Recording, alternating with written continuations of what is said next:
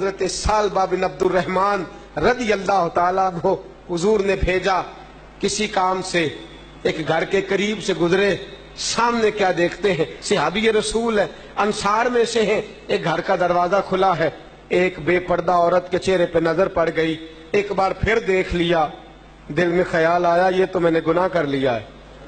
ایک be be کو 2 بار دیکھا، روئے، جنگل میں نکلے، 40 دن گزر گئے روتے ہوئے، یا اللہ معاف کر دے، 40 دن روتے ہوئے گزر گئے۔ کیسی توبہ ہے! میرے رسول کریم کی بارگاہ میں حضرت جبریل امین حاضر ہوئے، کہ سونے رب فرماتا ہے آپ کا ایک غلام ہے، 40 دن گزر گئے جنگل میں روتے ہوئے، محبوب اسے بلا لے۔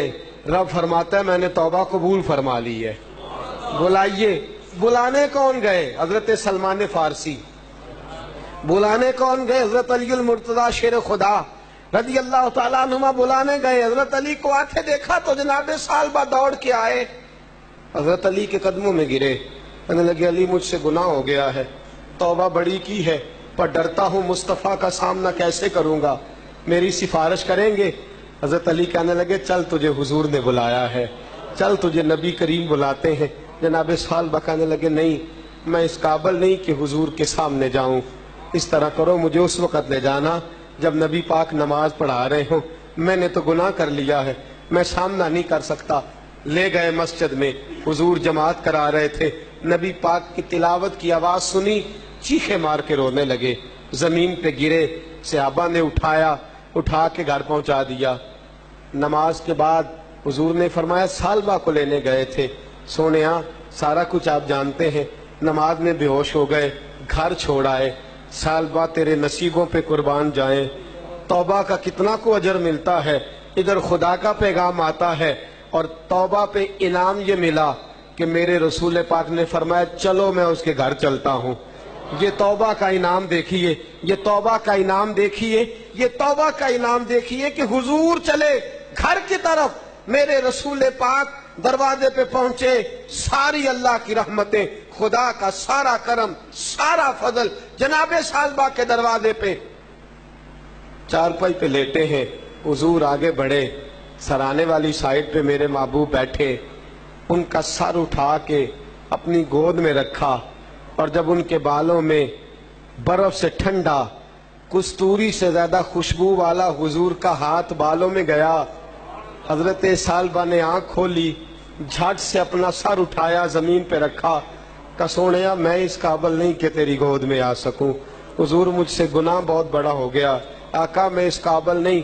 رسول پاک نے فرمایا سالبہ تیری توبہ اللہ کو اتنی پسند آئی ہے کہ جبریل امین پیغام دے کے گئے ہیں، خود حضرت جبریل آئے ہیں پیغام خدا بندی لے کے کہ توبہ قبول ہوئی۔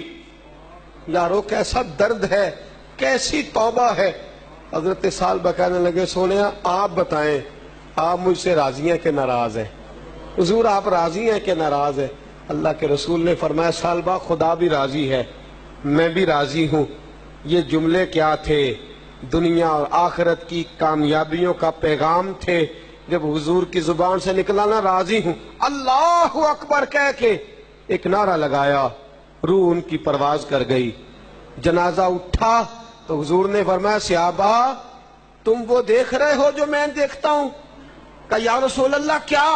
فرمایا اس نے ایسی اعلیٰ توبہ کی ہے کہ فرشتے نماز جنازہ میں آئے ہوئے ہیں، فرشتے نماز جنازہ میں آئے ہیں توبہ کی وجہ سے۔ دوستو دنیا کے رشتے، کسی کا جیب کا رشتہ، کسی کا تیرے ساتھ گاڑی کا رشتہ، کسی کا تیرے ساتھ دکھ درد میں کام آنے کا رشتہ، کسی کا تیرے ساتھ تھانے اور کچہری کا رشتہ، کسی کا تیرے ساتھ نسب اور نسل کا رشتہ، خدا کا تیرے ساتھ رحمت کا رشتہ، رسول اللہ صلی اللہ علیہ وسلم کا تیرے ساتھ کرم کا رشتہ۔ آؤ توبہ کر لیں، رجوع کر لیں، چھوڑ دے دنیا کے یہ دھندے۔ دوستو یاد رکھو، یاد رکھو، دنیا ہے 2-4 گناہوں کے بعد دھتکار دیتی ہے، 2-4 بار آزماتی ہے، اگر ہم ٹھیک نہ ہوں تو دامن چھوڑ جاتی ہے۔ میرے رسول پاک نے فرمایا تو ایک دن میں 70 بار بھی بھولے گا، 70 بار بھی توبہ کرے گا تو اللہ 70 بار ہی تجھے معاف فرما دے گا۔